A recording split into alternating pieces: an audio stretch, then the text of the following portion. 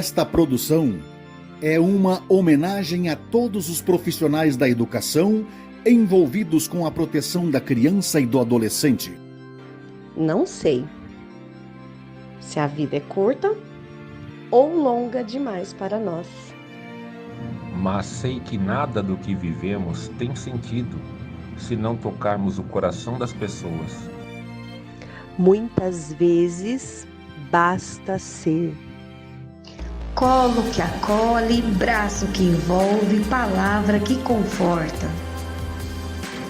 Do silêncio que respeita, da alegria que contagia, lágrima que corre.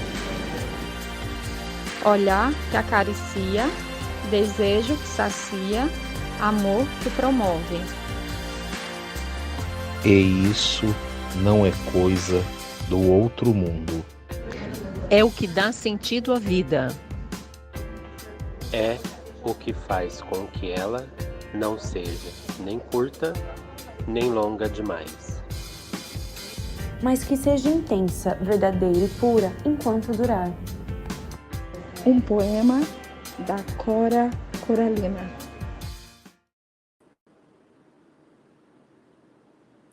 Boa noite.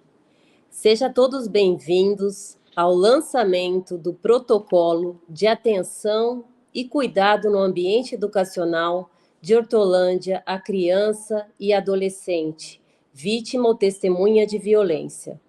A Prefeitura de Hortolândia, por meio da Secretaria Municipal de Educação, Ciência e Tecnologia, graças ao trabalho de inúmeras pessoas engajadas na busca contínua por ações para o fortalecimento da rede de proteção, hoje dá um passo à frente, com o lançamento deste protocolo, que tem como objetivo oferecer um guia de boas práticas para a identificação e o enfrentamento às violências contra crianças e adolescentes em ambientes educacionais do município de Hortolândia. Convido agora para o uso da palavra a presidente da Comissão Intersetorial de Enfrentamento às Violências contra Crianças e Adolescentes do município de Hortolândia, Jane Neri. Uma boa noite a todos. Quero recepcioná-los todos com muito carinho e cumprimentar já nossas autoridades aqui presentes na sala junto conosco nessa noite. Então, eu quero agradecer a presença da senhora promotora de justiça, doutora Renata, dizer a ela, reforçar a ela do carinho, do respeito, da admiração de todos nós da rede de proteção do município. Ela sabe que todas nós temos por ela. E aproveitar também para dizer da diferença que ela faz em nossas ações. Quero agradecer ao nosso delegado da DDM, Dr. Regino, não está presente na sala por imprevisto, mas também agradecê-lo por todo o esforço que ele faz para nos acompanhar em nossas ações, né? Quero agradecer ao nosso secretário de Educação, Fernando, o nosso adjunto Renato, que está conosco nessa noite, que não mede esforços para que a gente possa sempre proporcionar condições para que a Secretaria de Educação seja um modelo à frente na defesa dos direitos da criança e do adolescente. Em nome deles, eu quero cumprimentar todos os profissionais de educação que fazem dessa rede de ensino a potência que é. Quero agradecer também ao nosso prefeito Zezé, que não pôde estar presente na nossa sala, mas com certeza vai depois assistir o nosso evento, que é um prefeito que, além de cuidar da cidade como um todo, ele pensa no ser humano em primeiro lugar, e é por isso que nós podemos desenvolver ações dignas para os nossos pequenos. E queria também agradecer a nossa Ana Calissa, que será a nossa palestrante, irá conduzir nossos trabalhos. Agradeço também a todos que nos assistem aí pelo canal do YouTube da Secretaria de Educação. Quero dizer da importância desse documento, né, que hoje vai ser lançado. Ele foi preparado por uma equipe fantástica que não poupa esforços para defender os direitos das crianças e dos adolescentes da nossa cidade. Para essas técnicas não existe sábado, não existe domingo, não existe feriado. São as técnicas do NEM, da Secretaria de Educação. E quero parabenizar a supervisora educacional, a professora Lilian, que coordena esse trabalho e que, junto com a sua equipe, com muita competência, fazem a diferença. Cada caso que elas acolhem tem um olhar de carinho, de afeto e principalmente de proteção. Dizer a todos ainda que aproveitem muito esse guia. Foi confeccionado por muitas mãos. E aqui eu agradeço todos os atores da rede de proteção, o Conselho Tutelar, as outras secretarias que estão diretamente envolvidas com a proteção das crianças e adolescentes. E hoje vai ser aqui lançado para a gente.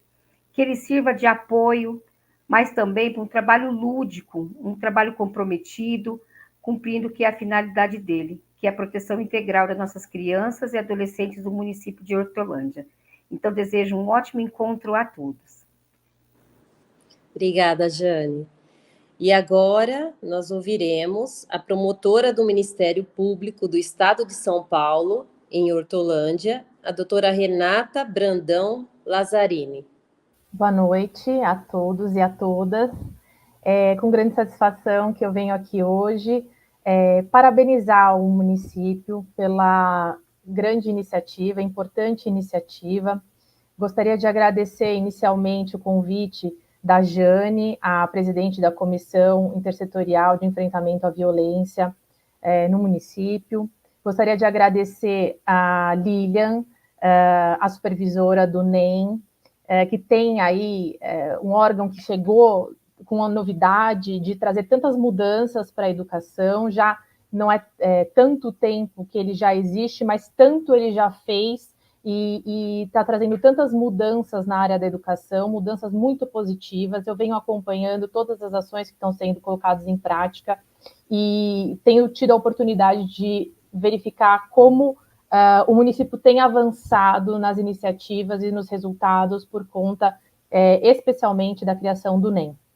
Gostaria de agradecer o convite do senhor secretário adjunto, o senhor Renato, por contar aqui com a participação do Ministério Público num evento tão importante, e parabenizar o município, em especial a pasta da educação, por essa iniciativa, esse protocolo de atenção e cuidado no ambiente educacional de Hortolândia a crianças e adolescentes vítimas e testemunhas de violência, mostram a preocupação da gestão com esse objeto, com essa finalidade que é tão cara para a sociedade como um todo. Eu sou promotora de justiça da infância e juventude, alguns dos senhores já me conhecem, os que não conhecem, eu, apenas para explicar um pouco do meu trabalho, eu atuo na área jurídica e também na esfera extrajudicial para a proteção dos direitos das crianças e dos adolescentes de Hortolândia.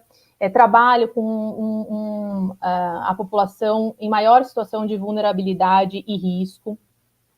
E venho aí no desempenho do meu trabalho buscando formas de tentar proteger e cuidar desses meninos e dessas meninas, principalmente os que estão em situação de violência, que são um número grandiosíssimo. Sem a parceria do município, sem a parceria em especial da educação, esse cuidado, essa proteção jamais seria possível. E me traz muita alegria verificar que a educação tem tido esse movimento de garantir esse espaço de acolhimento, de proteção para esses meninos e essas meninas, e a importância desse espaço, desse ambiente educacional, é algo indiscutível. Eu tenho para mim que o espaço da escola, o ambiente da educação, é o espaço onde nós conseguimos melhor garantir um acolhimento, a informação, o cuidado e a proteção para esses meninos e essas meninas. Os senhores já devem saber que cerca de 70% dos casos de estupro, eles acontecem dentro de casa. E os abusadores, os opressores, estão grande parte do tempo acompanhando essas meninas, esses meninos que são vítimas desses abusos. Nos casos das outras violências, esse número é ainda maior, porque o adulto se sente no direito de violar, de violentar. Acontece que na escola, esses agressores, esses opressores, eles não conseguem entrar. E por isso esse espaço é tão importante. Porque a criança tem ali o comparecimento diário, é ali que eles conseguem uma relação de confiança com o educador, conseguem um acolhimento por conta disso e trazer a sua angústia, a sua experiência com base na informação que é oferecida pelo próprio professor. Ali a criança aprende e entende que o que ela está passando, experimentando, não está correto. E ali ela aprende e é orientada que existe a quem pedir ajuda. E ela entende também que ela não é obrigada a se submeter a certas situações, porque aquela pessoa do mesmo sangue que ela diz que ela deve se submeter. Então, é com grande satisfação, grande alegria que eu estou hoje aqui presenciando esse momento histórico de trazer a educação para o lugar que lhe cabe, de grande protetor, de grande acolhedor, de grande fonte de informação para esses meninos e essas meninas, e eu estou com a segurança de que a partir daqui, dessa capacitação, desse estabelecimento desse protocolo, nós teremos muito mais sucesso na proteção desses meninos e dessas meninas. Eu agradeço muito o convite por estar aqui e eu desejo todo o sucesso nessa empreitada que começa a partir de hoje. Obrigada. Obrigada, doutora Renata, pelas palavras. E agora nós ouviremos nosso secretário adjunto da Secretaria Municipal de Ciência e Tecnologia, Renato Mucilo. Boa noite a todos, sejam muito bem-vindos a este evento que estamos iniciando. É com grande satisfação que estou aqui para o lançamento deste documento tão importante para a nossa educação. Eu quero aqui inicialmente agradecer a Jane Neri, diretora do Departamento de Educação Infantil, nesse momento aqui representando a Comissão Intersetorial de Enfrentamento às Violências contra a Criança e o Adolescente no município de Hortolândia. Quero aproveitar também, embora não esteja presente por razões imperiosas aí do cotidiano, o delegado Dr. José Regino Melo Lages Filho, que é o delegado titular da DDM aqui do município de Hortolândia, um grande parceiro da nossa rede de proteção, tem nos ajudado bastante na condução dos casos que a gente identifica e que são encaminhados até lá. Doutor José Regino, muito obrigado pela sua parceria, sei que está acompanhando, e a educação aqui está sempre à disposição para fazermos um trabalho de forma integrada, sempre primando, né, pela intersetorialidade. Quero agradecer aqui a promotora do Ministério Público do Estado de São Paulo, aqui em Hortolândia, a doutora Renata Brandão Lazzarini. Quero agradecer pelas palavras, doutora. Obrigado aí pela confiança no trabalho da Secretaria de Educação.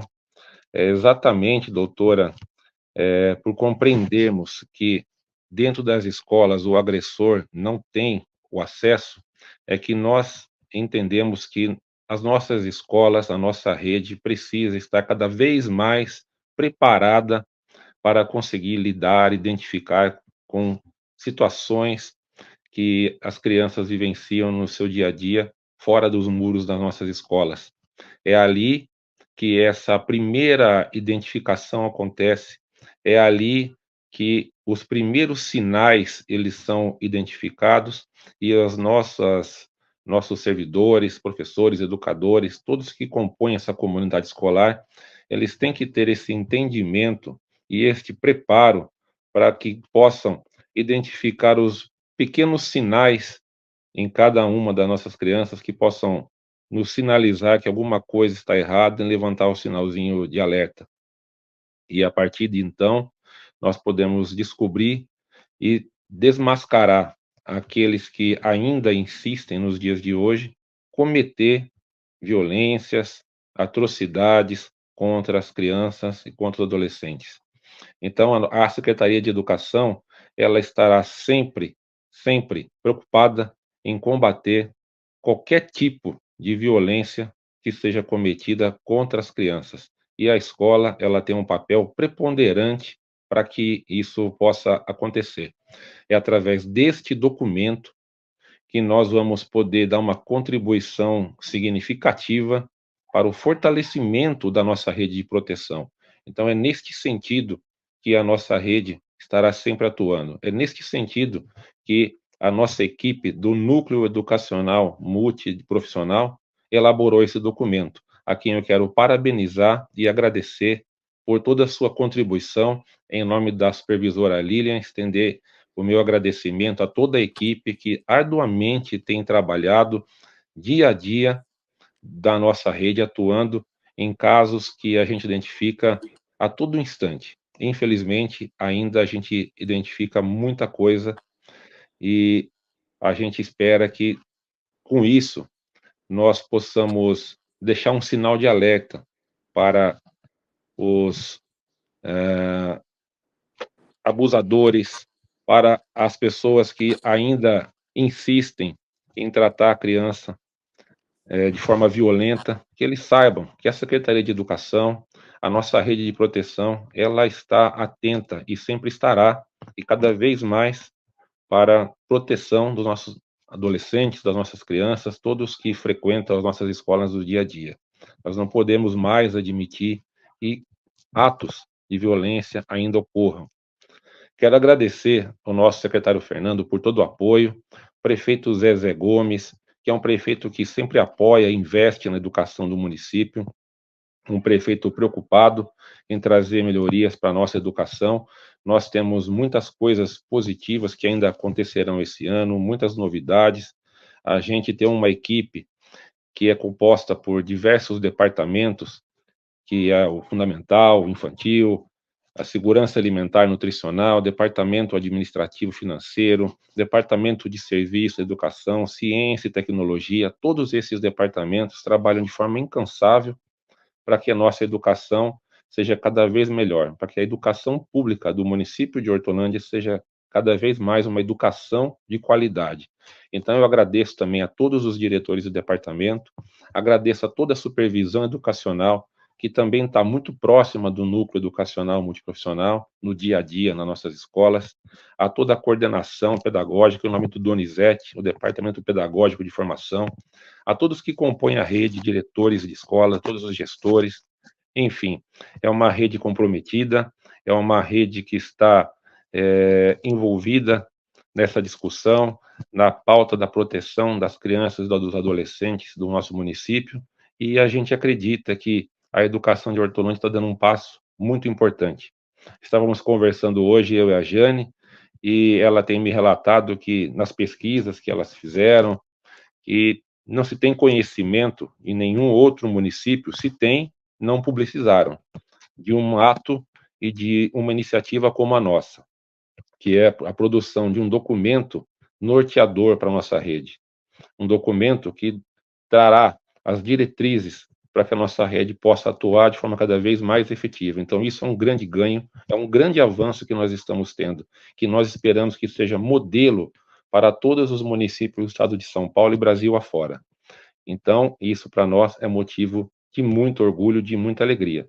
E, por fim, eu quero agradecer a nossa palestrante de hoje, a Ana Luísa Calisto, que é uma militante pelos direitos da criança e adolescente, ela que já está conosco já há um bom tempo, uma grande parceira que tem trazido contribuições significativas para nós, a partir da sua experiência, das suas vivências, e hoje aqui, mais uma vez, ela poderá contribuir conosco numa discussão que é bastante pertinente e muito importante. Então, Ana, muito obrigado mais uma vez pela sua presença, pela sua participação, e a todos eu desejo uma noite muito produtiva, que seja hoje um marco significativo, mais um passo que a educação do município está dando na contribuição do fortalecimento da nossa rede de proteção. E a todas as demais secretarias parceiras, o meu muito obrigado por estar sempre conosco nessa missão tão importante e fundamental que é a proteção das nossas crianças. A todos uma boa noite e muito obrigado. Obrigada, Renato, pelas palavras. Convido agora a supervisora educacional do NEM, Núcleo Educacional Multiprofissional, para alguns informes. A Lilian Lima. Boa noite, tudo bem? Bom, os nossos sentimentos hoje são os mais alegres possíveis, porque a gente está exatamente sem palavras aqui para dizer o quanto nós temos aqui de pessoas. A gente olhou aqui quantas pessoas ao vivo, todas essas autoridades, e tem sido um percurso lindo no trabalho aí na proteção à criança e adolescente. Mas vamos lá, que a minha fala é muito breve aqui. Alguns recadinhos. Dúvidas sobre qualquer assunto relacionado à formação. A gente mandou um documento, mas podem surgir dúvidas. Então, contate o gestor da sua escola, um dos gestores, que fará contato conosco aqui do núcleo. Imediatamente vocês terão as respostas, tá bom? Então, qualquer tipo de pergunta que tenham. E a gente já entra nesse movimento ético no chat, porque a gente tem aqui muitas pessoas convidadas. Então, a gente pede que dúvidas relacionadas à formação ou outras dúvidas quaisquer que surgirem, que a gente guarde para mandar por e-mail para o núcleo. Eu vou disponibilizar aqui daqui a pouquinho, junto com toda a equipe técnica, o e-mail do núcleo, para que venha, através dos gestores, para o núcleo, que a gente use o chat hoje para perguntas relacionadas à formação, à temática, ok? O formulário para o lançamento das presenças estará disponível ao final da fala da Ana Calisto, que logo mais será apresentada. Então, ela vai terminar um pouquinho antes, tá? Uns 5 minutinhos antes, e lá estará o link, tá bom? Para que vocês preencham. E, última informação, o curso terá certificação, ok? Desejamos a todos, então, em nome do NEM, uma ótima palestra. Obrigada, Lília. E para completar esta noite, apresento então a vocês ela, que é militante pelos direitos das crianças e adolescentes desde 2008, é escritora com 7 obras publicadas, delegada emérita dos direitos das crianças e adolescentes, além de ser membro do Comitê Nacional de Adolescentes pela Prevenção e Erradicação do Trabalho Infantil. Com vocês, Ana Luísa Calisto. Boa noite a todas, boa noite a todos. Primeiramente, eu quero dar início a essa noite, que, como a Lilian e a Jane disseram, é uma noite de gratidão, de comemoração, de celebração, de todo esse processo que nós vivenciamos na construção desse protocolo, mas nós começamos agradecendo a você, que dispôs desse tempo para participar dessa noite, do início dessa jornada formativa que vamos atravessar juntos. Quero muito agradecer a cada um e a cada uma que se dispôs para contribuir com seus comentários, para ouvir, aprender e se tornar muito mais do que um profissional da educação, que só vocês sabem que já é muita coisa, mas, sobretudo, um ávido defensor dos direitos de crianças e adolescentes dentro e fora do ambiente escolar. Para isso, eu quero fazer um agradecimento não só a vocês que estão assistindo, mas cada um e cada uma que tornou esse momento possível. Então, eu começo agradecendo a promotora, a doutora Renata Brandão Lazzarini, quero agradecer também o secretário adjunto de Educação, Ciência e Tecnologia, o Renato, agradecer a Jane Neri, que está representando a comissão intersetorial, agradecer também a supervisora educacional, que vem aqui representando o núcleo, o NEM, a Lilian Lima, e dizer a cada um e a cada uma de vocês que eu estou com uma tela auxiliar, só para ficar de olho aqui no chat, acompanhando os comentários de cada um de vocês, saber que nós estamos com 1.252 pessoas ao vivo assistindo conosco, é de fato que nós já sabíamos que é o grande comprometimento do município de Hortolândia com a garantia efetiva dos direitos de crianças e adolescentes. E aqui, quando nós falamos dessa garantia, nós pensamos na criança como um ser plural. A criança que tem direito, segundo a Constituição Federal Cidadã de 1988, mas também o Estatuto da Criança e do Adolescente, Lei 8.069 de 1990, e tantas jurisprudências e legislações complementares, como a Declaração Universal dos Direitos da Criança e do Adolescente da ONU de 1989, é o direito à educação, mas a vida, saúde, esporte, lazer, cultura, profissionalização na idade certa, a uma vivência sem violências. Há uma plena função de desenvolvimento do seu percurso de desenvolvimento peculiar, segundo o Estatuto da Criança e do Adolescente. Então, falar de cada menino e de cada menina é falar de prioridade absoluta. 2 palavras que têm um peso tão denso que, se caíssem sobre os nossos ombros, nos derrubariam de joelhos, porque falar de prioridade absoluta é materializar todos os conceitos da proteção integral. E eles se materializam nesse protocolo. Mas antes de eu falar sobre o protocolo e falar para vocês sobre todo esse processo formativo que nós vamos possamos vivenciar juntos, eu quero me reapresentar. Sei que muitas e muitos de vocês já me conhecem, mas agora que nós vamos até setembro atravessar um processo de formação e que eu vou ter a oportunidade também de conhecer a cada um e a cada uma de vocês mais de perto, quero dizer que eu falo com vocês aqui do município de Atibaia, também no interior do estado de São Paulo. Como a nossa mestre de cerimônias já elucidou, eu atuo na área do direito da criança e do adolescente desde 2008, mas foi em 2015 que esse processo se consolidou através de um projeto social que hoje se chama Bem Me Quer, mas nasceu como projeto 5 Passos, com o qual nós viajamos por 14 estados brasileiros, falando sobre prevenção à violência, participação social e cidadã, com crianças e adolescentes de escolas públicas, particulares, municipais, estaduais, e dando formações continuadas e qualificações profissionais para a rede de proteção. Eu sou autora de 7 livros na área do direito da criança e do adolescente, que foram e são fundamentais para a minha compreensão de como essa didática deve se aplicar em sala de aula, no contato com os meninos e meninas, e sou graduanda em Ciências Sociais pela Universidade Federal de São Paulo. O nosso projeto faz parte da Coalizão Brasileira pelo Fim das Violências contra Crianças e Adolescentes. E já que a gente vai começar, eu quero dizer que pensar num protocolo, e o nome exato desse protocolo é um protocolo de atenção e cuidado no ambiente educacional de Hortolândia, a criança ou adolescente vítima ou testemunha de violência. E aí eu quero chamar a atenção, porque nós tivemos um comentário muito interessante, porque vocês pensam que não, mas eu estou de olho aqui no chat, e é interessantíssimo quando a gente vai pensar que muitas vezes a nossa preocupação com a área da violência contra crianças e adolescentes se destaca em meses como o mês de maio, que é um mês que vai pontuar a prevenção e enfrentamento à violência sexual contra os meninos e meninas, sobretudo as meninas, e nós vamos falar sobre essas estatísticas também, uma vez que 86% das vítimas de violência sexual são do sexo feminino, quando nós nos referimos a um recorte etário de crianças e adolescentes.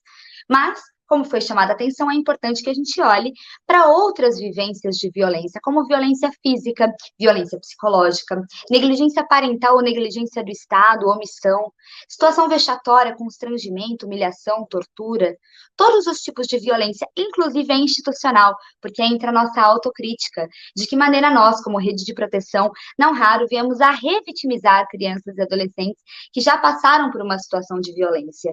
E é por isso que a gente precisa dar o pontapé inicial para olhar para esse protocolo de atenção à criança e ao adolescente com uma percepção muito lúcida de que ele vai falar sobre todos os tipos de violência.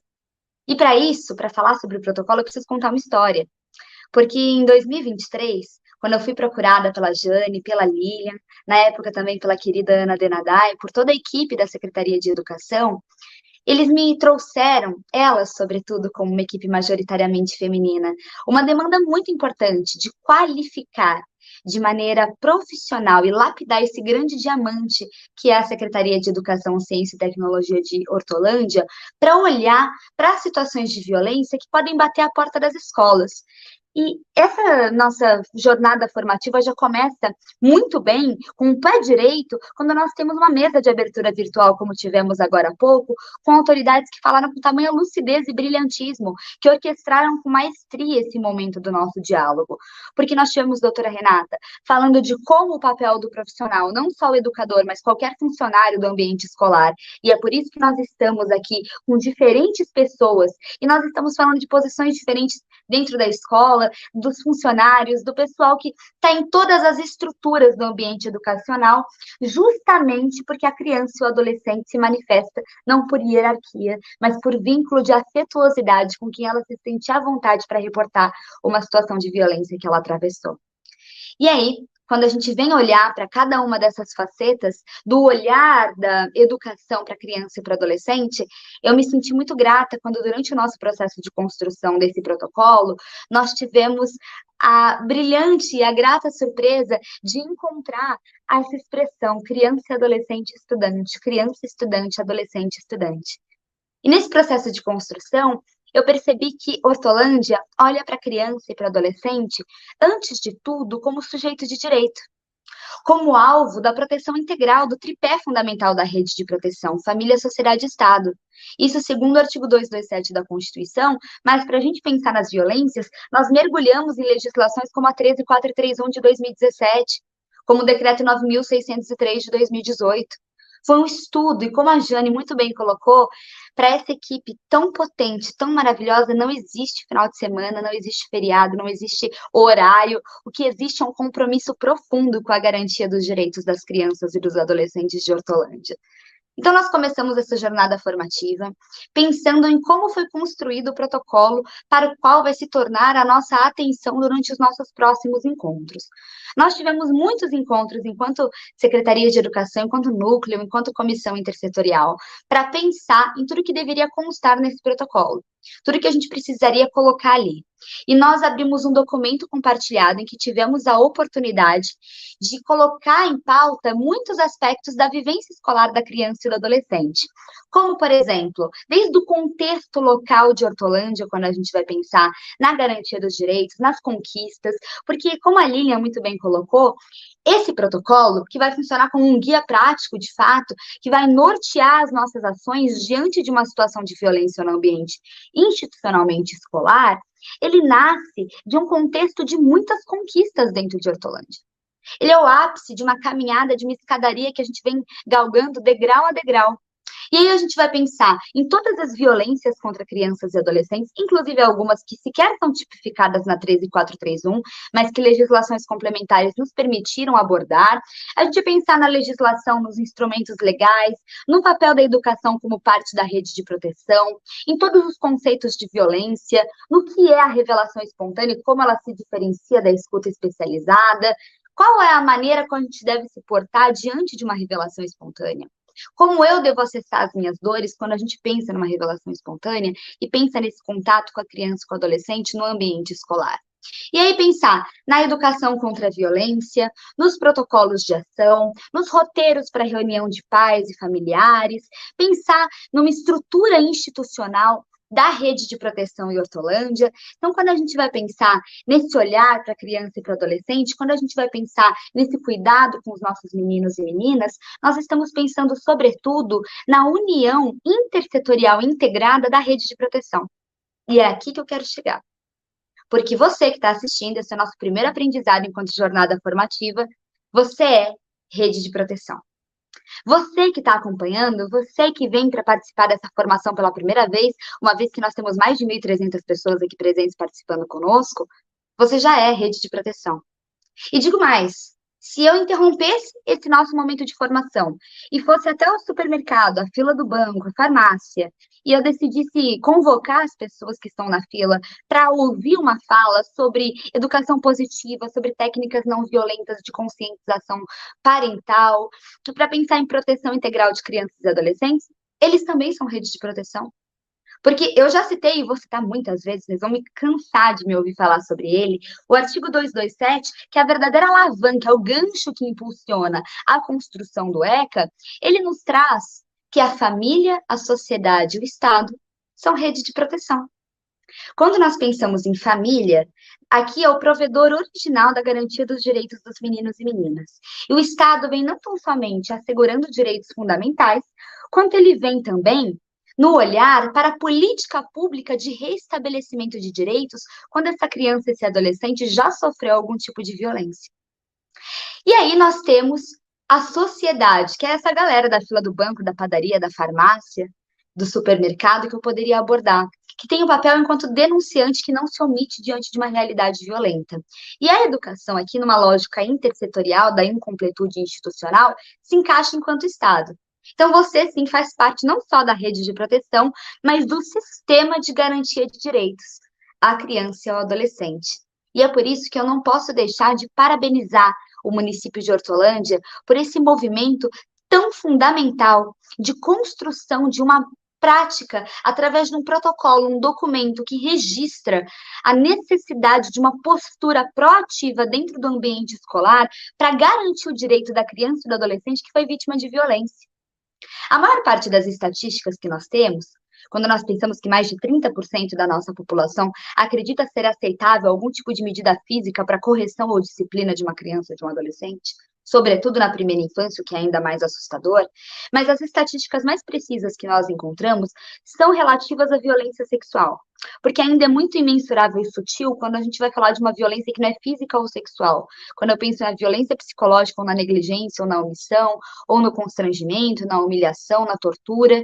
Então, quando a gente vai pensar só como recorte na violência sexual, nós entendemos que 72% desses casos de violência acontecem pelas mãos de familiares. E 71% desses casos acontecem dentro da casa da criança. E eu convido vocês a pensar, você, criança ou adolescente, você frequenta a sua casa, logicamente, que é o seu ambiente de socialização primário. Pode ser que a sua família, independentemente da formação religiosa, cultue alguma religião, frequente algum espaço nesse sentido. E aí você frequenta lá também. Mas, antes da gente pensar mesmo nessa matriz, a gente pensa na escola, como um segundo ambiente fundamental, logo depois da casa, para que essa criança seja socializada, para que ela possa aprender, para que ela contribua também para a socialização dos seus colegas e para que ela se desenvolva como sujeito de direito e como cidadão. Quando a gente entende essa parcela, a gente consegue colocar em evidência o papel da escola como um pulso da comunidade dentro da rede de proteção. É o contato originário, tem que ser a referência de uma comunidade dentro de um bairro. E quando a gente vai pensar no sistema de garantia de direitos, aí vai pensar na rede de saúde, de segurança pública, cultura, assistência social, nós entendemos que todos se conectam como numa engrenagem. E aí o promotor de justiça, Dr. Murilo de Giacomo, tem uma ilustração muito famosa em que ele articula diversos órgãos da rede de proteção numa verdadeira engrenagem que configurações se encaixam para que lá no escapamento que a gente vê no escape seja justiça social e acesso a direitos fundamentais. Então, quando a gente está pensando nessa articulação, eu tenho que partir do macro, mas também para o micro, quando eu penso que dentro da escola a gente precisa se articular para garantir direitos.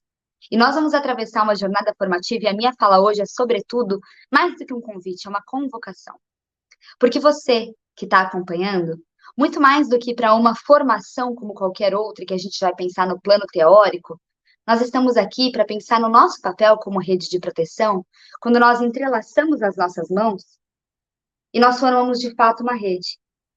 E se eu estivesse presencialmente com vocês, eu faria justamente esse exercício de nós entrelaçarmos as nossas mãos para olhar o quanto juntos nós formamos um tecido indissociável, a não ser que um de nós escolha abrir mão desse movimento. E aí no vídeo institucional que antecipou a mesa de abertura, nós tivemos justamente essa fala do quanto isso não é coisa do outro mundo, mas é uma escolha diária de garantir direitos, porque nós estamos lidando com vidas, e ao falar de vidas, nós falamos da matéria-prima mais preciosa que há no mundo. E aqui eu estou falando com vocês para a gente pensar que em todos esses encontros que nós fizemos durante meses junto com a Secretaria de Educação de Hortolândia, que através da sua equipe contribuiu de forma magnífica para a construção desse protocolo, que foi feito a muitas mãos. Nós pensamos de dentro para fora. Nosso primeiro pensamento nas nossas reuniões, sejam as presenciais quanto as virtuais, era: gente, vamos observar quantas crianças e adolescentes dentro do ambiente escolar tiveram suas vivências atravessadas por violências no ambiente externo. E mais do que isso, quando elas vão para a escola, como elas se sentem diante da funcionária que trabalha ali no setor da cozinha e da merenda, do pessoal da limpeza, do secretariado, da gestão da escola, da coordenação, dos professores e professoras, da zeladoria. Vamos trazer todo mundo para uma grande roda para a gente pensar em como essa criança e esse adolescente pode se sentir mais à vontade para se abrir. E aí não só pensar como a gestão educacional do município de Hortolândia, mas pensar também na gestão da escola, pensar também nos educadores, nas educadoras, pensar também nos funcionários, e aí cada fala de cada um dos representantes do município, quando a gente teve dentro da Secretaria de Educação esse olhar muito sensível para dizer esse protocolo precisa se comunicar diretamente com as especificidades de quem está na ponta, porque a educação é o gargalo de muitas das violências. Quando eu penso na revelação espontânea, eu penso de fato num gargalo que escoa muitas dores de meninos e meninas. E vocês vão observar, com acesso ao protocolo em mãos, que ele não é para ser um instrumento para ser lido uma única vez. Nós estamos construindo juntos, e por isso eu agradeço imensamente pela confiança no nosso trabalho, à Secretaria de Educação de Hortolândia, um processo formativo em que nós vamos olhar para esse protocolo sob diferentes aspectos. sob uma redoma luminosa que evidencia diferentes facetas de um único objetivo, que é a proteção integral da criança e do adolescente. E aí, quando a gente vai observar que, por exemplo, em alusão ao Dia Internacional da Mulher, que nós vivenciamos na última sexta-feira, nós tivemos a publicação, inclusive muito recente, do Anuário Brasileiro de Segurança Pública, do Fórum Brasileiro de Segurança Pública, e tem uma frase muito emblemática da Luciana Temer, que é a diretora-presidente do Instituto Liberta, que diz: a principal vítima de violência no nosso país não é a mulher, é a menina. E quando nós olhamos para essa realidade, nós percebemos que esse tal gargalo que eu mencionei para vocês, ele escoa de maneira muito mais acentuada no que se refere às crianças e aos adolescentes, que já são um público vulnerável, mas são mais vulnerabilizados porque a corda tende a arrebentar do lado mais fraco. E aí, quando nós olhamos para essa corda arrebentando, é justamente porque não há uma rede para entrelaçar-se e cobrir todos os vãos, todos os tipos de demandas, carências, necessidades e déficits desse tecido social, para a gente pensar em fortalecimento da rede de proteção. Tendo feita toda essa introdução, eu gosto muito de me lembrar de Paulo Freire, e eu sei que muitas das frases de Paulo Freire têm se tornado citações de orelha, porque a gente fala e vê citando em rede social, e isso parece que vai perdendo um pouco do valor. Mas eu, como estudiosa dentro das ciências sociais, das práticas pedagógicas de Paulo Freire, e não estou falando só de construtivismo, mas estou falando de prática pedagógica para alfabetização e para socialização e para garantia de direitos, eu devo lembrar a vocês de uma frase que está inclusive no meu livro Bem Me Quer, Mal Me Quer, que é: não se pode falar de educação sem amor. A educação é uma prática de afetuosidade, e eu não quero aqui repetir falas absurdas que trazem que, mas a gente precisa falar que, independentemente da desvalorização que existe em muitos lugares do Brasil, dos educadores e das educadoras, que há amor, e esse amor deve sustentar tudo. Eu não estou dizendo isso. Eu estou dizendo que é uma profissão, e mais do que isso, é uma missão, é um fazer humano tão valioso, tão precioso, que nos é tão caro, que ele é movido pelo amor e por isso deve ser ainda mais valorizado. É nesse sentido que eu trago a minha fala. E quando nós trazemos esse lugar da escola como um ambiente para o qual vão escoar muitas revelações espontâneas, nós entendemos justamente o objetivo desse protocolo. Um protocolo que vai olhar para a revelação espontânea como a fala que é jorrada da criança e do adolescente no momento que ela precisa compartilhar suas dores. E quando eu falo de qualquer violência, seja física, psicológica, sexual, patrimonial, institucional, negligência parental ou do Estado, alienação parental, o que for, eu estou resumindo em 2 palavras que se trata de um assalto desumanizante à infância brasileira. É um assalto que desumaniza, porque Herbert de Souza, muito conhecido como Betinho no nosso país, que lutou tanto pela erradicação da fome, escreveu um dia que se eu não vejo na criança uma criança, é porque alguém já a violentou antes. E o que eu vejo é o que restou de tudo que lhe foi tirado. Quando nós pensamos nessa frase, eu acredito que muitos de vocês vão se lembrar das crianças com quem vocês convivem diariamente. Daquele menino ou daquela menina que era super comunicativo e começou a parecer acuado, triste, com uma postura cabisbaixa, com um olhar vazio. Ou então uma menina que era muito afável, muito afetuosa e começou a ficar incomodada ao menor sinal de um toque adulto. Ou daquele menino super inteligente que tirava excelentes notas e começa a ter não só um quadro de evasão escolar, que pode progredir sim para evasão escolar, mas também de queda no rendimento escolar e de queda dos seus níveis de socialização para com os seus pares, uma mudança na sua postura. Estou falando daquela menina que aparece com um comportamento hipererotizado precocemente e que só o olhar do profissional educador movido pelo amor é capaz de entender que ela não é assim por sua natureza, mas que existe a mão de um adulto por trás que a silencia para não contar o que acontece e a convence através de um falso canto da sereia de que aquilo é normal. E aqui eu retomo uma das falas que nós trouxemos da doutora Renata, quando ela diz: a criança que vai entender na escola que foi vítima de violência. E não estou falando só da violência sexual, porque dentro da minha trajetória como projeto Bem Me Quer, eu já tive muitas experiências de crianças que vêm narrar que o titio foi mexer porque foi passar pomada, mas é esquisito, porque quando a mamãe passa pomada não dói, porque quando o titio passa pomada dói. Ou o padrasto, que a gente tem que lembrar que 44,4% dos casos de violência sexual, lamentavelmente, são praticados por pais ou padrastos. E a gente sabe que a figura familiar é predominante em todos os tipos de violência. Ah, não, porque ele vai procurar uma joaninha toda noite, é a nossa brincadeira. E aí ele me deita na cama e ele procura a joaninha. Não estou falando só desse cenário em que a violência sexual é apresentada como brincadeira, como o canto da sereia, como um segredinho nosso. Estou falando da violência física. Nossa, mas como é que a criança não entende que ela é vítima de violência física? Tá doendo? Ela não entende porque ela pensa que isso é natural, porque o pai passou por isso, a mãe passou por isso, os avós passaram por isso, os tios passaram por isso. E aí, quando a gente olha sob essa perspectiva, é a criança que vai para a escola ou o adolescente que vai para a escola e escuta: olha, você não pode apanhar na escola, porque se você tiver apanhado na escola, quando você chegar em casa, você vai apanhar em dobro. E ele aprende que o melhor recurso de defesa é o ataque. E ele se volta dessa forma. Estou falando de violência psicológica, de uma criança e de um adolescente que escuta diariamente que é um lixo, que não serve para nada, que só dá trabalho, só dá despesa, pelo menos trabalhasse. E a naturalização de todas as outras violências. E por isso ele já vem numa posição defensiva, deixa de se abrir, deixa de enxergar que ele tem potencialidades, e quando ele percebe, ele está reproduzindo essa questão da violência contra outras crianças e outros adolescentes no seu ambiente escolar. E vou repetir, se eu não vejo na criança uma criança, é porque alguém já a violentou antes. O que eu estou vendo é o que restou de tudo que lhe foi tirado. E é daí que eu chamo de assalto desumanizante, porque lhe foi furtada a sua essência, porque lhe foi furtada a sua inocência, porque lhe foi assaltado o seu olhar para o mundo com gentileza e com a possibilidade de acreditar no outro, com a possibilidade de ver esperança. E eu sei que é muito trabalho. E não vou mentir para vocês, nós temos uma longa jornada de trabalho pela frente, mas vai valer tanto a pena.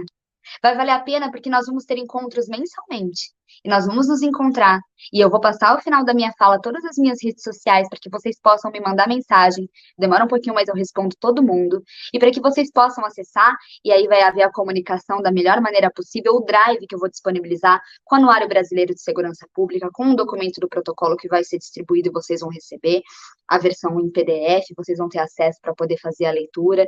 E, repito, todos os materiais que estarão no Drive, tudo que a gente colocar, inclusive a gente vai colocar muitos materiais de apoio relativos à nossa jornada formativa, mas, sobretudo, o protocolo não é um material para ser lido de uma única vez. Assim, eu vou sentar com o meu protocolo e eu vou ler página a página, e quando eu terminar, eu vou fechar.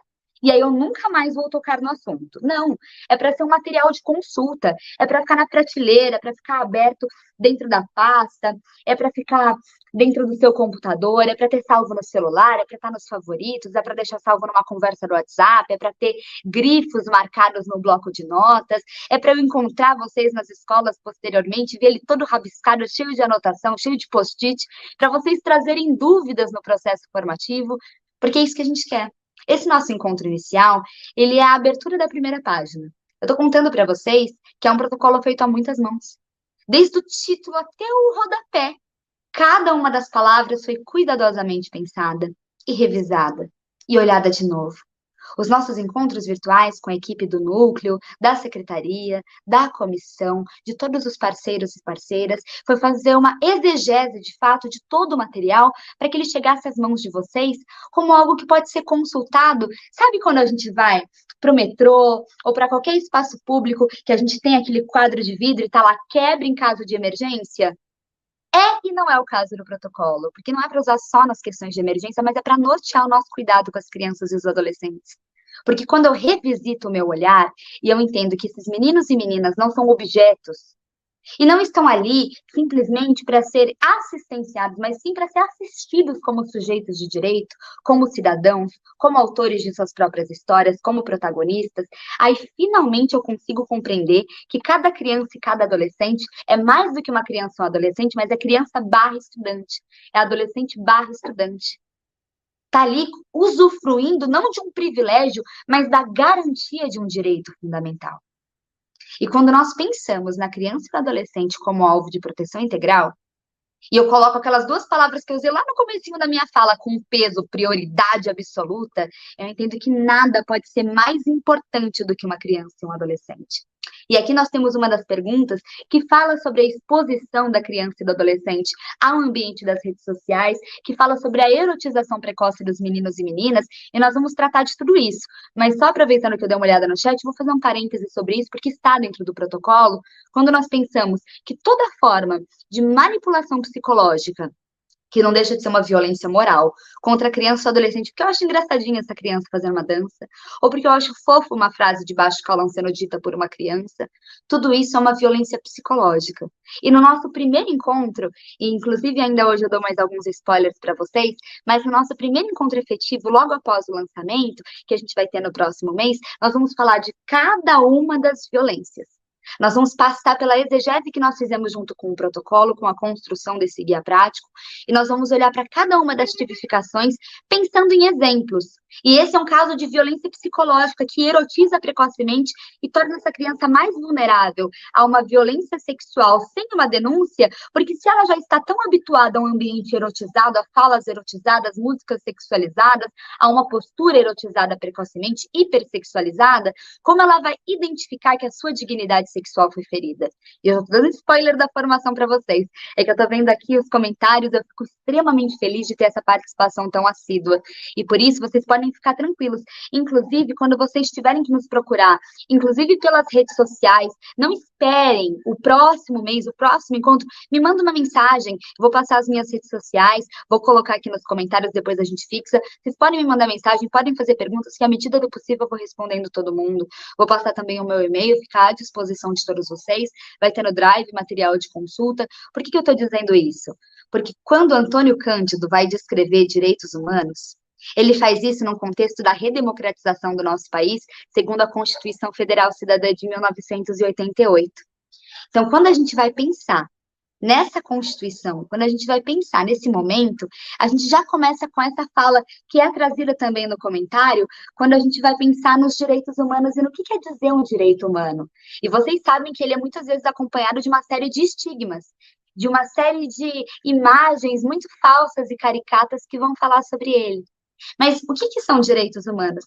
Direitos humanos nada mais são do que simplesmente um olhar para tudo que é indispensável para a vivência humana. Quando a gente vai olhar para a vivência humana, o que é indispensável? Porque hoje fez um calor danado aqui em Atibaia, provavelmente em Hortolândia foi ainda mais quente. Para mim é indispensável como ser humano, depois de um dia longo de trabalho ou de escola, ou do que quer que seja, eu chegar na minha casa, tomar um banho fresco, colocar uma roupa confortável, me alimentar de uma comida que me satisfaça e que possa me nutrir, ter acesso a um meio de entretenimento, de lazer, de descanso.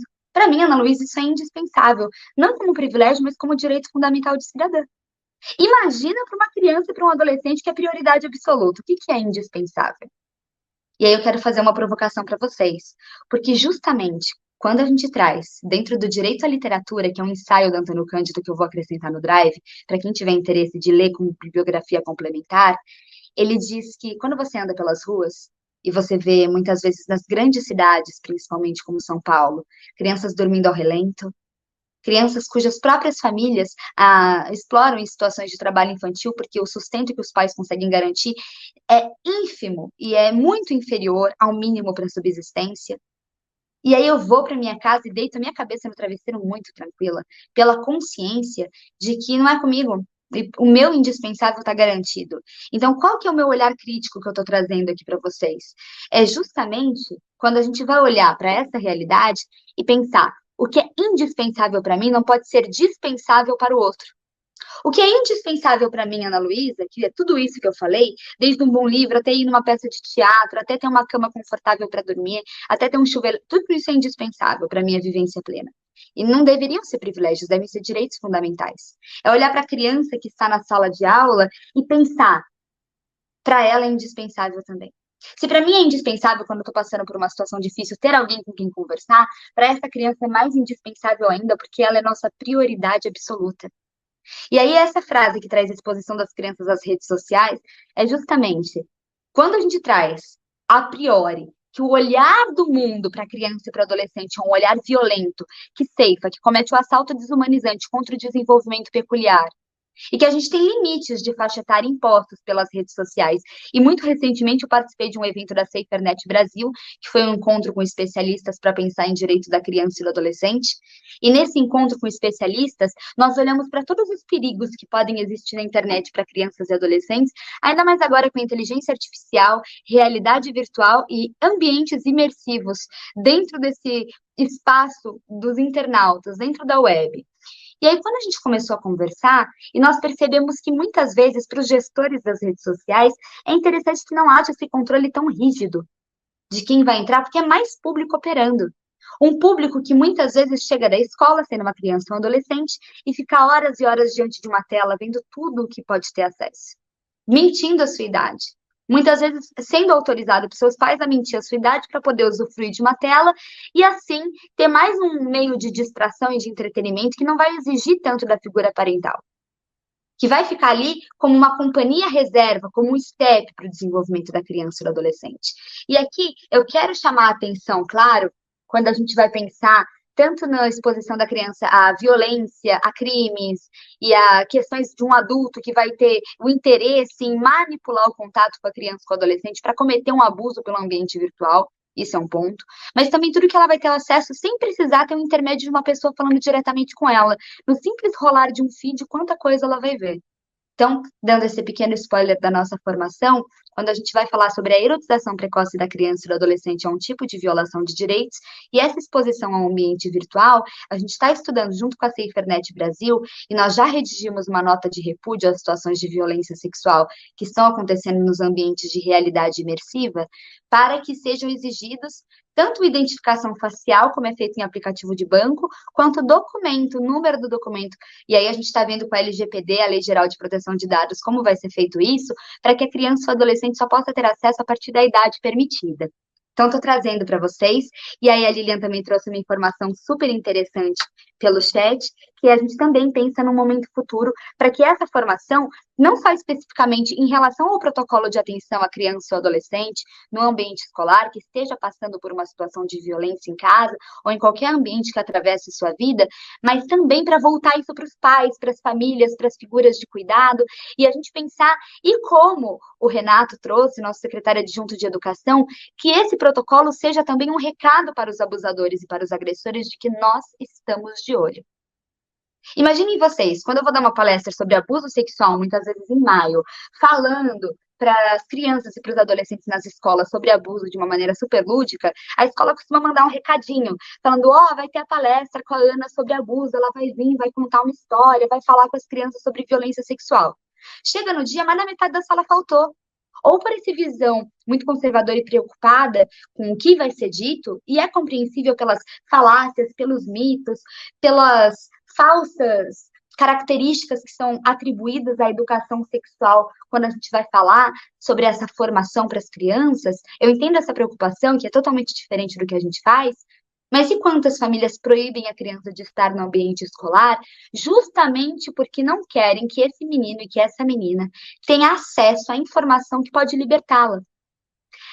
Todo tipo de educação pautada nos direitos humanos, não só a educação para a autoproteção no sentido da violência sexual, mas de todas as violências, não tira a inocência da criança e do adolescente. O que tira a inocência é a violência. Essas formas de educação tiram a criança e o adolescente da ignorância, tiram do não saber. E não é só não saber que eu estou passando por isso, que muitas sabem, mas é o não saber que eu tenho com quem contar. Então, esse processo que a gente está fazendo, todo esse processo que a gente está colocando aqui à disposição de vocês, de olhar com cautela, de cuidado com os meninos e meninas, isso também é um recado para os agressores. Porque agora não é só um olhar assim muito pontual da criança e do adolescente dentro da escola, quando vem uma visita para fazer uma palestra sobre um assunto. Agora é um recado de que a rede educacional de Hortolândia como um todo é uma rede educacional, é uma educação que protege. E que as crianças nunca vão estar longe desse olhar de proteção, porque existe uma equipe comprometida com o desenvolvimento peculiar dos meninos e meninas. E aqui a gente tem aqui várias perguntas interessantes, inclusive a do Luan. Quais ações para proteger a criança do preconceito de gênero relacionado ao trabalho da figura masculina no contexto escolar da educação infantil? Obrigado pela importante formação. Vamos lá. Quando a gente vai falar do olhar do educador, eu tenho todas as precauções, seja um homem ou uma mulher, nesse cuidado. E também é um objetivo do protocolo, é uniformizar todas as nossas práticas, é padronizar todo o nosso praxis, o nosso modus operandi do cuidado com a criança e com o adolescente, compreendendo o que eu devo fazer quando essa criança chega com uma revelação espontânea, e aí eu finalizo a minha fala explicando a diferença logo mais, mas também saber como eu devo me portar. Como eu me porto, Luan? Primeiro que a gente não deve ter qualquer preconceito com a figura do gênero masculino, do sexo masculino na educação infantil, porque é um educador que está dedicando seu tempo, trabalho e talento ao cuidado com uma criança vítima de violência ou não, a uma criança que é um sujeito de direito em desenvolvimento peculiar, cuja garantia dos seus direitos deve ser um bem inegociável, e o nosso olhar só vai se voltar contra essa situação a partir do momento que seja aconselhado a partir das evidências. Então, quando a gente vai olhar e ver uma postura atípica, que viola, que desrespeita, aí sim o nosso olhar é contrário. Fora isso, seja bem-vindo. E seja bem-vindo a essa formação. Eu fico muito feliz, é por isso que quando eu falo boa noite a todos e boa noite a todas, é porque a gente reconhece que há uma maioria feminina, como em todo o Brasil, em todos os ambientes educacionais e socioassistenciais, mas como eu fico feliz quando a gente tem uma postura proativa de homens nos comentários, trazendo as suas falas, trazendo as suas perguntas, trazendo as suas considerações, as suas dúvidas, os seus receios. Então, o protocolo também tem essa função. Então, só para a gente começar olhando, e a gente vai ter um módulo específico sobre isso. Quando eu falo da revelação espontânea, é porque existem gargalos diferentes pelos quais escoam denúncias.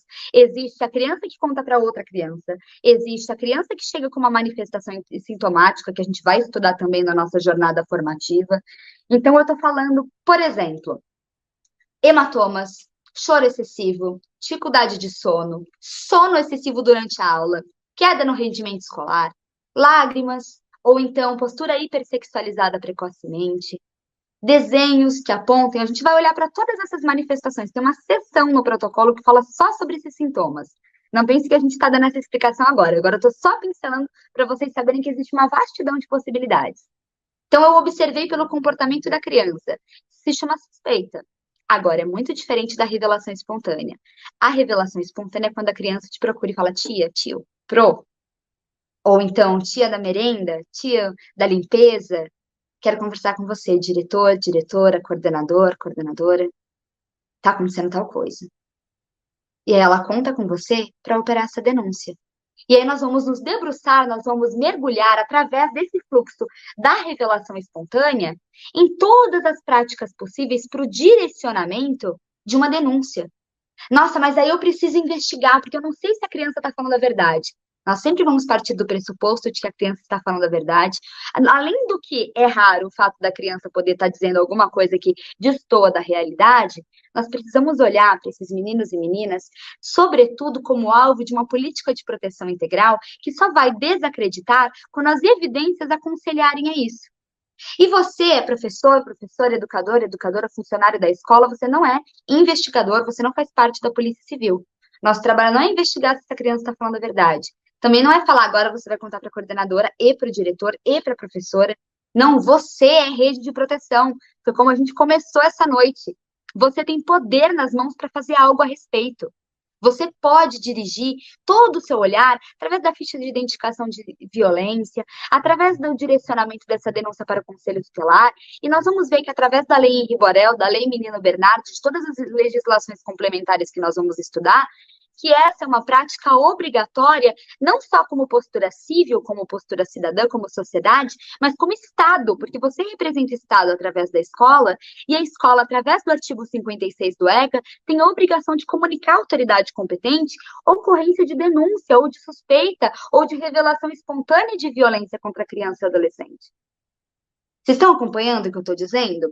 E aí, quando a gente vai olhar, e sim, aqui a gente tem um comentário super interessante, a gente tem um olhar dentro do protocolo para as crianças com deficiência, até porque, segundo a Unicef, elas estão 9 vezes mais vulneráveis a uma circunstância de violência. A gente está falando não só de neurodivergência, mas também de deficiência física, porque muitos agressores se aproveitam da dificuldade de verbalização da criança justamente para praticar uma violência e fazer com que ela não entenda, ou com que ela não compreenda que aquilo é errado, ou que ela seja mais facilmente manipulável, ou então seja chantageada, seja ameaçada. Muito importante esse questionamento. E aí, quando ocorre uma violência com a criança, a responsabilidade, na verdade, ela é da denúncia. Não é que a escola é responsável pela ocorrência da violência. Até porque o único responsável pela ocorrência da violência é aquele que foi omisso e aquele que violentou de fato. Mas a escola tem responsabilidade por denunciar se essa violência foi descoberta no contexto escolar. Isso tudo a gente vai entender. Mas não no lugar de falar, agora a escola é responsável por tudo. Porque eu sei que vocês já estão com uma carga de trabalho enorme, que vocês já se esforçam muito, que vocês têm uma dedicação incrível, em tempo integral, é de manhã, de tarde e à noite, quando não está planejando, quando não está construindo, quando não está executando, quando não está em sala de aula. Mas é trazer não como mais uma atribuição, mas como um alicerce que vai sustentar todas as atribuições, como um suporte. E aí a gente está falando aqui, o educador... Então, quando a gente fala de qualquer tipo de acusação, a medida de proteção para a criança e a medida ao profissional são coisas distintas. Então, qual que é a nossa pergunta aqui? Quando existe uma acusação contra o profissional, seja do sexo feminino ou masculino, que eu sei que também é uma preocupação de vocês de ser blindados contra qualquer situação de acusação, seja injusta ou seja válida, de situação de violência dentro ou fora do ambiente escolar. A escola, o que ela faz? Ela denuncia o que a criança trouxe, o que a suspeita aconselha, ou o que chega através de uma fala preocupada em relação a uma revelação da violência que pode ter acontecido. Não é a escola que vai investigar. Quem investiga é a Polícia Civil, não é nem o Conselho Tutelar. Mas foi para o Conselho Tutelar. O Conselho Tutelar vai aplicar medidas de proteção a essa criança, seja de urgência, através da Lei Henri Borel, seja medidas de proteção, que estão lá no artigo 101, de 1 a 7 do ECA.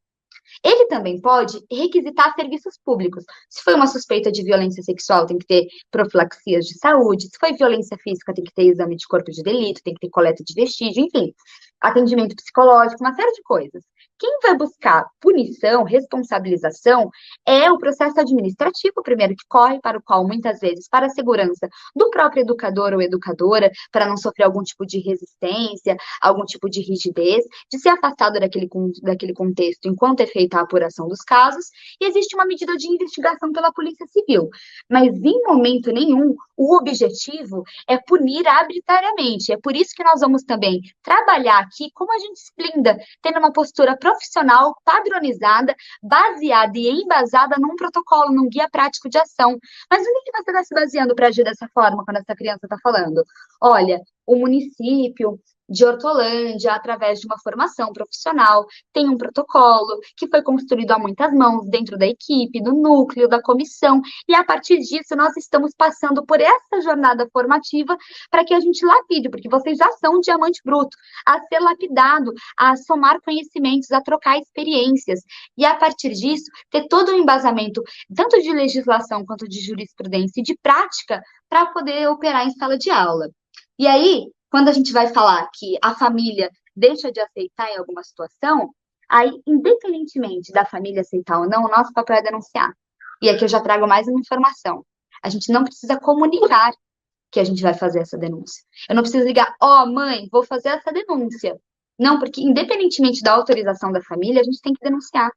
Independentemente da família dizer que concorda ou não, porque muitas vezes não é que a família não aceita que está acontecendo uma violência, ou aquilo é hereditariamente introjetado na família a ponto de achar que bater, que xingar, que maltratar a criança é natural e faz parte da educação, da disciplina, da correção, ou então é conivente porque aquela violência é vinda de alguém que mantém aquela casa dentro do sustento, dentro de toda a sua dinâmica financeira, ou seja, é o agressor quem põe o pão na mesa. Então, às vezes é mais do que não aceitar, às vezes é não querer enxergar e não querer que isso seja denunciado. E aí, qualquer pessoa pode sim, Camila, denunciar, não precisa ser um órgão. Qualquer pessoa pode denunciar como sociedade, Disque 100 ou Conselho Tutelar. Você pode discar sem fazer uma denúncia anônima, ou você pode entrar em contato com o Conselho Tutelar. E eu não estou falando só de escola, estou falando de você. Se você fora do ambiente escolar tem uma criança que mora com uma família sua vizinha e está passando por uma violência, você não precisa estar numa instituição para dirigir essa denúncia. E aí, sim, Rita, negligência em relação à saúde da criança e do adolescente é um tipo de violência e pode ser denunciada, porque a gente entende que está colocando em risco a integridade da criança. Aí a gente vai sempre pensar assim, a gente vai ter esse macete lá nas aulas futuras. Que direito está sendo violado?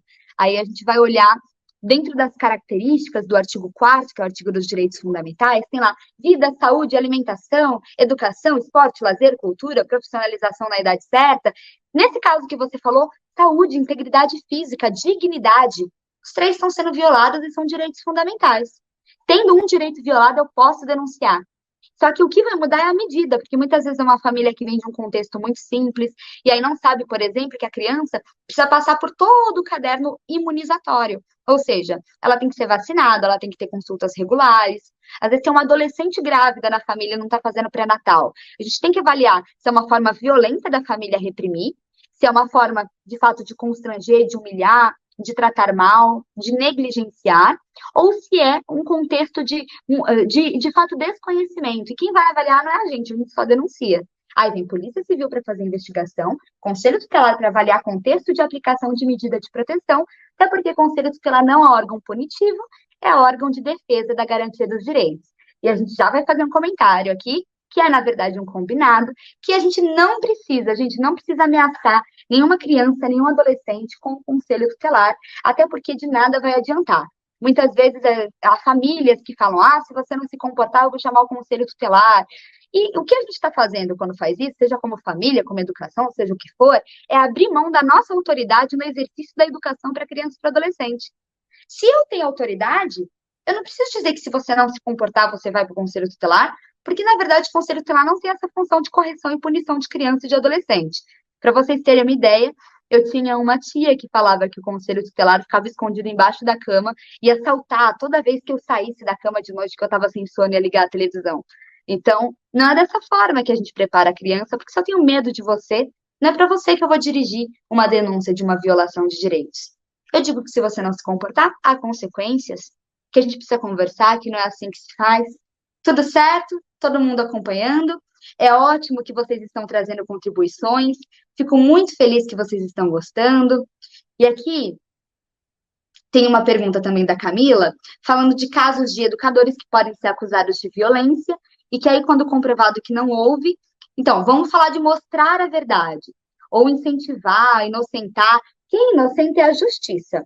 Aí não é o poder público. Quem inocenta é o setor judiciário. Mostrar a verdade, de que forma a gente pode evidenciar isso? Trazendo de volta a pessoa para dentro daquele local, porque, de fato, o que pode acontecer é uma acusação imprudente, uma acusação que não confere. Mas aí a gente também precisa avaliar, Camila, se essa acusação, ela vem da criança e do adolescente. Pode acontecer? Pode, mas garanto a vocês que é a ínfima minoria dos casos. Quando uma criança fala, a gente precisa ter todo o olhar, porque se ela está inventando, outra violência aconteceu. Como que ela tem esse repertório para inventar que foi vítima de uma violência grave? Só para eu trazer para vocês. E aí, mais do que isso, quando a gente vai colocar dessa forma, é olhar para a criança e para o adolescente como alguém que muito raramente acusa inveridicamente. E quando essa acusação vem de um adulto, e aí seja numa forma de alienação parental, seja numa forma de tentativa de prejudicar o outro, tem que ter todas as medidas administrativas cabíveis para que essa pessoa não seja prejudicada, porque a gente sabe que existe um prejuízo moral, existe um prejuízo profissional, e é por isso que aí cabe ao meio da justiça. O que a gente vai focar aqui é no nosso meio educacional. Agressão psicológica numa criança não verbal. Traremos na aula de manifestação sintomática. Vou guardar algumas curiosidades de vocês, algumas dúvidas para as nossas próximas aulas. A gente está caminhando para o encerramento do nosso encontro de hoje. Quando a gente fala de denúncias que são feitas e dirigidas a um órgão competente e nenhuma atitude acontece, a criança continua sofrendo maus tratos, é preciso representar ou no processo administrativo ou representar ao Ministério Público. Porque aí a gente tem um ato que infraciona as atribuições do órgão. Tudo certo? Então, quando a gente vai falar, fiz a denúncia, fiz meu papel, e a gente também vai ter uma aba exclusiva no protocolo, que é só o que você deve saber depois que você encaminhou um registro de uma denúncia de violência. Eu tenho que ser informada de tudo, eu tenho que acompanhar, eu tenho que saber que medidas de proteção. Lembrando que o nosso papel é denunciar, mas a gente não se torna parte do processo ali no momento de acompanhar tudo o que está acontecendo. Tudo que a gente deve saber é que a criança agora está protegida. E se eu sei que ela não está recebendo medidas de proteção, eu tenho a oportunidade de fazer uma representação no MP.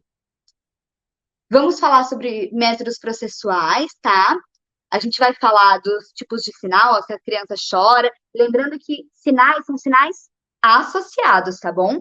Então, se a criança chora muito, não é por isso que eu vou concluir que ela é vítima de violência.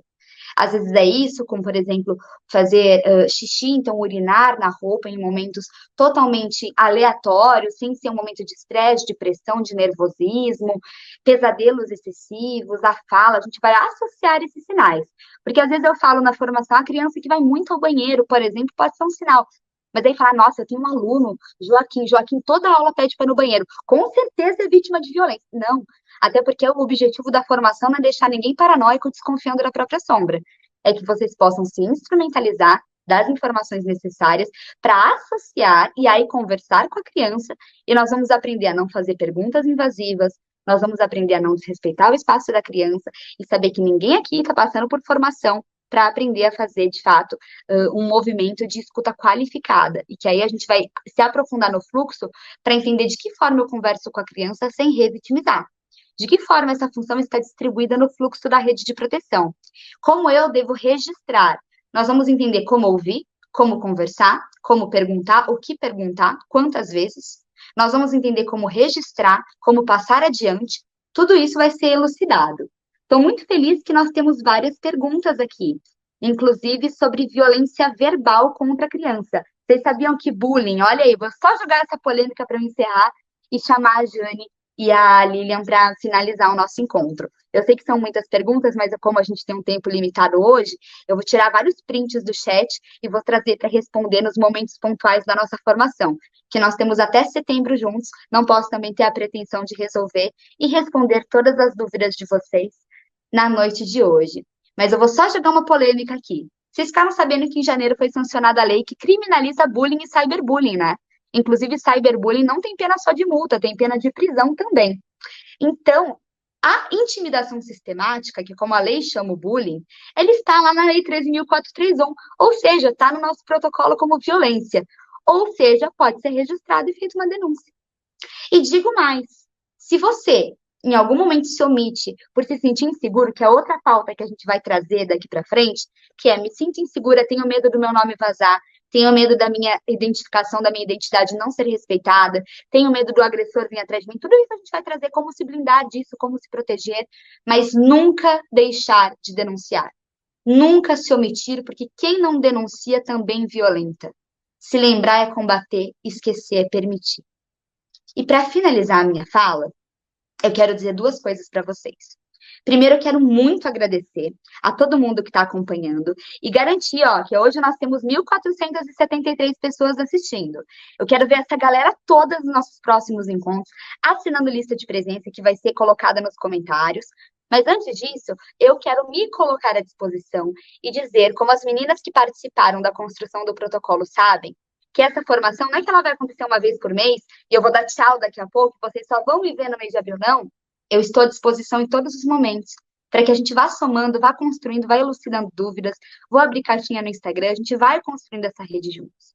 O meu Instagram é @AnaLuisaPalestrante, com 2 N's e Z. Eu vou colocar aqui nos comentários, deixa eu colocar aqui para vocês, e aí eu vou pedir para o pessoal que está nos bastidores, aqui, Ana Luísa Palestrante, colocar na tela prontinho. Porque nesse Instagram, joguei aí nos comentários, vocês vão ver rodando. Vocês vão conseguir ter acesso aos nossos e-books dos livros. Quem tiver interesse em receber o material físico impresso, pode entrar em contato para adquirir e vai receber também, isso, acessando ou não as nossas redes sociais, o Drive com os materiais complementares. E esse Drive vai sendo alimentado durante o nosso processo formativo.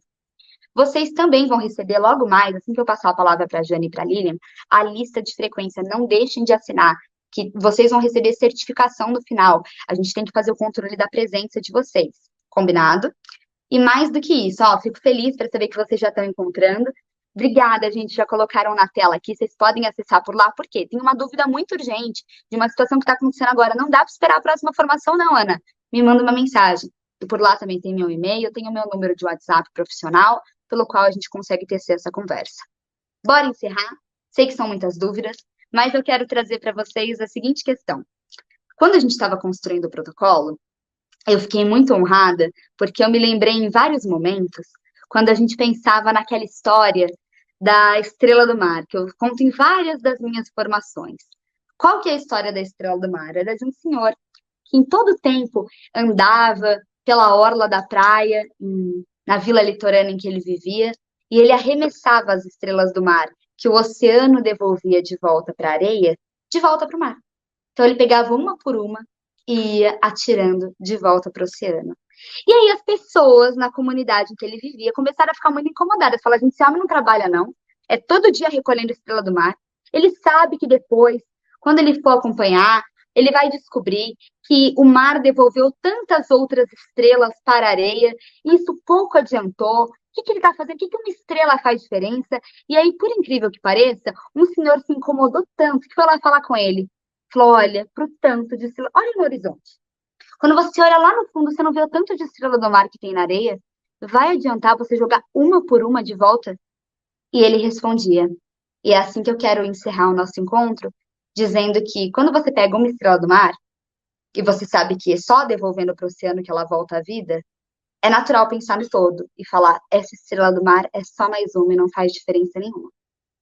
Mas ele disse, essa estrela do mar é uma vida. E essa vida já faz total diferença. E por que eu digo isso para vocês? Porque a gente está aqui construindo toda uma ideia de protocolo, de cuidado, e você vai falar, mas é o meu aluninho, é a minha aluninha. É uma, são tantas, nós são milhões de crianças e adolescentes. Quantas saem em Hortolândia passando por violência? Vai fazer alguma diferença? Nossa, eu vou me debruçar em cima disso para resolver um problema ou outro? E aí a gente se lembra que cada criança e que cada adolescente é uma vida. E se é uma vida, já faz total diferença. E a cada momento que eu dirijo uma formação como essa, eu penso, se eu chegar num professor, numa professora, num funcionário, numa funcionária, e ele ouviu uma criança que nunca tinha contado para ninguém, contou para ela.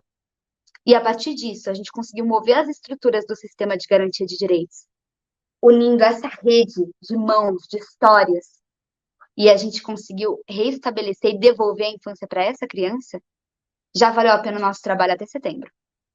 Porque é uma vida. E essa vida é prioridade absoluta. E eu sei que durante a construção desse protocolo, a gente vai se debruçar e vai entrar em contato com muitas dores. Eu sei disso. Mas essas dores, quando a gente vai pensar no que a gente passou nas nossas infâncias, elas têm que ser, como Lacan, psicanalista francês, escreveu, combustível para algo muito maior. E na nossa conclusão, a gente traz. Você que lê esse protocolo já foi uma criança. Queremos, nesse momento, falar com ela, a criança que você foi. Sabemos que muitas vezes a sua infância foi violada e você sofreu o assalto de sua inocência e essência. Entendemos que nenhum de nós nunca esteve imune a situações de violência e que não é raro que essas violações representem bloqueadores emocionais no momento que nos vemos diante de uma criança estudante que está vivenciando algo muito parecido com o que nos mutilou no passado. Nós reconhecemos as limitações de cada um e de cada uma, porque atrás de todo profissional existe um ser humano, que é, sem dúvidas, resultado da soma do adulto que é hoje com a criança que foi um dia. Mesmo diante de tantas dores e traumas, não podemos nos furtar com nosso papel protetivo, de acordo com tudo que foi pontuado nesse guia. Como educação, temos conexões fundamentais com família, sociedade e Estado. Também há limitações, isso é inquestionável, mas diante de uma criança estudante em situação de sofrimento emocional ou de violência, devemos ser capazes de escutar tudo que ela tem a dizer. Amparar sua queda, como uma verdadeira rede, bem estruturada, deve ser capaz de fazer. E evitar novos sofrimentos a partir da denúncia, sem para isso prometer o que não é capaz de cumprir. E caso você que está me ouvindo esteja enfrentando dificuldades para romper com esses bloqueadores ao tocar nesse assunto, procure ajuda profissional, atendimento psicológico, para lidar com a complexidade e o peso desses traumas. Você não tem culpa por ter sofrido essa violação. Pelo contrário. Mas não podemos reproduzir violências na vida das crianças e estudantes que dependem de nós para sua proteção integral.